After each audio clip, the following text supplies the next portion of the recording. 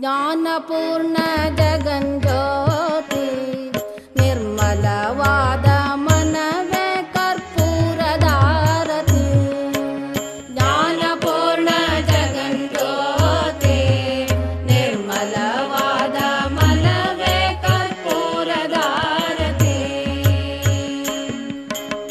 ಅನುದಿನ ಗುರುವಿನೊಳನು ಗೂಡಿ ಭಕ್ತಿಯಲಿ, ಅನುದಿನ ಗುರುವಿನೊಳನು ಗೂಡಿ ಭಕ್ತಿಯಲಿ, ಜನನ ಮರಣ ರಹಿತ ಜಂಗಮಕ್ಕೆ ಬೆಳಗಿರಿ.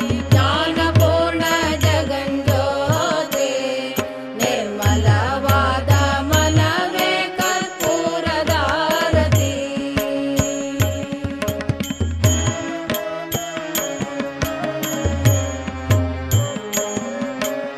Up to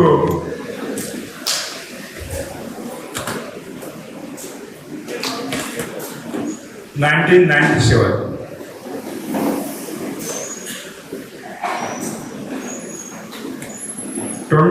years, I have done the research work.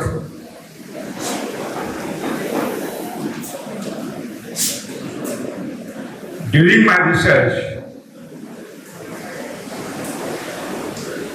I found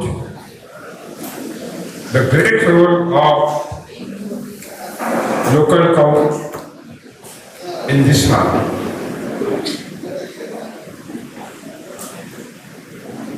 ಸ್ನೇಹಿತರೆ, 1973ರಿಂದ 1997ರವರೆಗೆ ನಿರಂತರವಾಗಿ 24 ವರ್ಷ ನಾನು ಇದರ ಬಗ್ಗೆ ಸಂಶೋಧನೆಗಳು ಮಾಡಿದ್ದೇನೆ.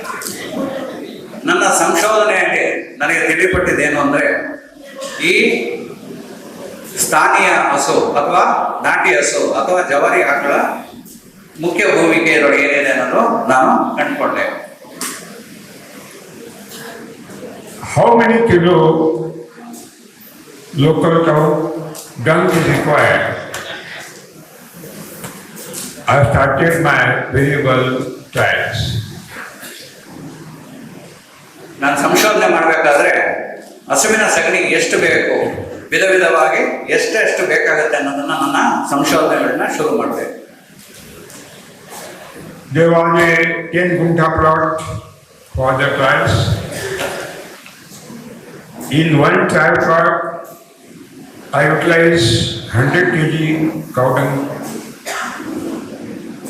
In second plot, 90 kg, 80 kg, 70 kg, 60 kg, 50 kg, 40, 30, 25, 20, 18, 16 kg, 14, 12, 10, 9, 8, 7, 6, 5, 4, 3, 2, 1 kg and 0 kg in variable plots. ಈ ನಿಟ್ಟಿನಲ್ಲಿ ನಾನು ಸಂಶೋಧನೆ ಮಾಡಬೇಕಾದ್ರೆ ಬೇರೆ ಬೇರೆ ತಾಕುಗಳಲ್ಲಿ, ಬೇರೆ ಬೇರೆ ಮಡಿಗಳಲ್ಲಿ ನಾನು 100 kg ಶುರು ಮಾಡಿ ಸಗಣಿಯನ್ನು ಉಪಯೋಗಿಸೋದನ್ನ 90 kg, 80 kg, 60, 50, 40, 30, 25, 20, 18, 16, 15, 14, 16, 13, 17, 2, 1, 0 ಎಲ್ಲರಿಗೂ ಮಗ್ಗಿ ಗೊತ್ತಿದೆ ಅಂತ ಅನ್ಸುತ್ತೆ. ಇಷ್ಟು ಪ್ರಮಾಣದ 100 kg ನಾನು 1 kg ವರೆಗೂ ಮತ್ತು ಏನು ಸಗಣಿಯನ್ನೇ ಉಪಯೋಗಿಸ್ತೇನೆ ಕೂಡ ಈ ಸಂಶೋಧನೆಯನ್ನ ಬೇರೆ ಬೇರೆ ತಾಕುಗಳಲ್ಲಿ ಮಡಿಗಳಲ್ಲಿ ಮಾಡಿ ನೋಡಿದೆ. I have replicated the proportion every year for 3 years. Replicated. 3 ವರ್ಷಕ್ಕೂ 100 kg ಹಾಕಿದ ತಾಕಲ್ಲಿ 100 kg, 90, 2 kg ಹಾಕಿದ್ರೆ 2 kg ಹಾಕೊಂಡು 3 ವರ್ಷದ ತನಕ ಅದೇ ತಾಕಿನಲ್ಲಿ ಅಷ್ಟೇ ಹಾಕೋದು. 2 kg, 2 kg, 2 kg, 30 kg, 30 kg, 30 kg ಅದೇ ತಾಕಿನಲ್ಲಿ ಆ ರೀತಿ ಅದನ್ನ ಪುನರಾವರ್ತನೆ ಮಾಡ್ಕೊಂಡು ಹೋದೆ. I have taken the trials on all crops. ಎಲ್ಲ ಬೆಳೆಗಳ ಮೇಲೆ ನಾನು ಪ್ರಯೋಗ ಮಾಡಿದೆ. At last I found ಕೊನೆಯಲ್ಲಿ ನನಗೆ ಗೊತ್ತಾಗಿದ್ದು only 10 kg local cow dung is required for 1 acre. ಅದರಲ್ಲಿ ನನಗೆ ಗೊತ್ತಾಗಿದ್ದು ಕೇವಲ 10 kg ನಾಟಿ ಹಸುವಿನ ಸಗಣಿ ಪ್ರತಿ ಎಕರೆಗೆ. Not as a manure. ಗೊಬ್ಬರವಾಗಿ ಅಲ್ಲ. ಇದನ್ನ ಕಿವಿಗೆ ಹಾಕಳಿ. ಗೊಬ್ಬರವಾಗಿ ಅಲ್ಲ. Not as a fertilizer. ಯಾವುದೇ ರಾಸಾಯನಿಕ ಗೊಬ್ಬರವಾಗಿ ಅಲ್ಲ. As a topmost culture of the microorganism. ಸೂಕ್ಷ್ಮ ಜೀವಾಣುಗಳ ಅತಿ ಉತ್ಕೃಷ್ಟವಾದ ಒಂದು ಹೆಪ್ಪು, ಕಲ್ಚರ್. ಹೆಪ್ಪು culture. So maybe a big question in your mind. ಈಗ ಒಂದು ದೊಡ್ಡ ದೈತ್ಯ ಪ್ರಶ್ನೆ ನಿಮ್ಮ ಮನಸ್ಸಲ್ಲಿ ಬರುತ್ತೆ. People will ask me, sir, I am using truckload of the poem, cowdung manure. I am using urea, phosphate, potash, compost, vermicompost also. I am not. And you say only 10 kg cowdung is required? Are you mad? It is possible? ಏನು ನನಗೇನು ತಿಕ್ಲಿಡದಿದೆ ಅಂತ ಅನ್ಕೊಂಡಿದ್ರೆ ಇಲ್ಲಿ ನಿಮ್ದನ್ನು ಕೇಳ್ಕೊಂಡು ಕೂತ್ಕೊಳ್ಳೋಕ್ಕೆ, ಅಥವಾ ನಿಮ್ಗೇನು ತಿಕ್ಲಿಡದಿದೆಯಾ? ನಾವು truck ಲೋಡ್ಗಳ್ಗಟ್ಟಲೆ, lorry ಗಟ್ಟಲೆ ನಾವು ಕೊಟ್ಟಿಗೆ ಗೊಬ್ಬರ ಹೊಡಿತಾ ಇದೀವಿ, ಜೊತೆಗೆ ರಾಸಾಯನಿಕ ಗೊಬ್ಬರಗಳನ್ನ ಯೂರಿಯಾ, DAP, ಪೊಟ್ಯಾಶ್ ಅಂತ ಹಾಕ್ತಾ ಇದೀವಿ. ಜೊತೆಗೆ ಸಾಲದು ಅಂತ ಇನ್ನ ನನ್ನ ಭ್ರಮೆಯಲ್ಲಿ ನಾನು ವರ್ಮಿ ಕಾಂಪೋಸ್ಟ್ ಮತ್ತು ಇತರೆ ಕಾಂಪೋಸ್ಟ್ ಅನ್ನು ಕೂಡ ಹಾಕ್ತಾ ಇದ್ದೀನಿ. ಇಷ್ಟೆಲ್ಲ ನಾನು ಸರ್ಕಸ್ ಮಾಡಿದ್ರೆ ಏನೂ ಬರ್ತಿಲ್ಲ, ನಮ್ಮನ್ನಂತೂ ಗ್ಯಾರಂಟಿ ನೀವು ಹುಚ್ಚರು ಅನ್ಕೊಂಡಿದ್ದೀರಾ 10 kg ಅಂತ ಹೇಳಿದಾಗ ನಾವು ನಿಮ್ಮನ್ನ ನಂಬಬೇಕು ಅಂತ. Nobody will believe. Nobody will believe. ಯಾರು ನಂಬದಿಲ್ಲ. They have a confusion in their mind. ಈಗ ಗೊಂದಲ ಶುರು ಆಯ್ತು, ಹುಳ ತಲೆಗೆ ಬಿಟ್ಟಾಯ್ತು. Introduced by the agricultural universities, promoter of the cow-based farming, promoter of the Savai Krishi, that manure fertilizer is the food of the plant, so it is very essential to utilize it as external.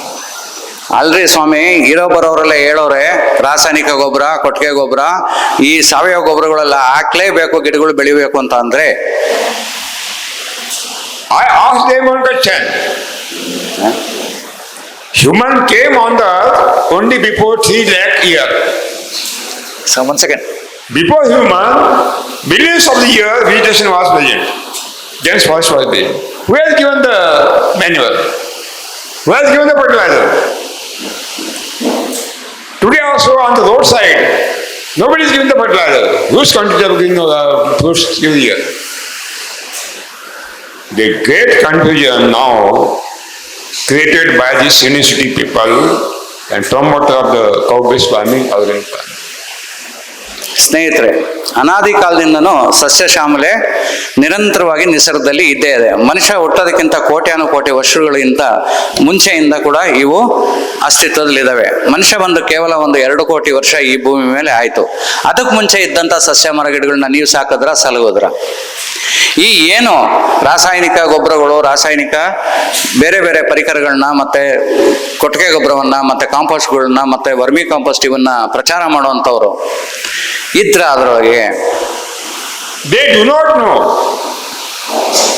the fundamental science that soil is Annapurna. ಅವರಿಗೆ ಮೂಲಭೂತವಾದ ಒಂದು ವಿಜ್ಞಾನನೇ ಗೊತ್ತಿಲ್ಲ. ಅಂದ್ರೆ ಭೂಮಿ ತಾಯಿ ಅನ್ನಪೂರ್ಣೆ, ಇದನ್ನು ಭದ್ರಾಗಿ ಇಟ್ಕೊಳ್ಳಿ. ಭೂಮಿ ತಾಯಿ ಅನ್ನಪೂರ್ಣೆ.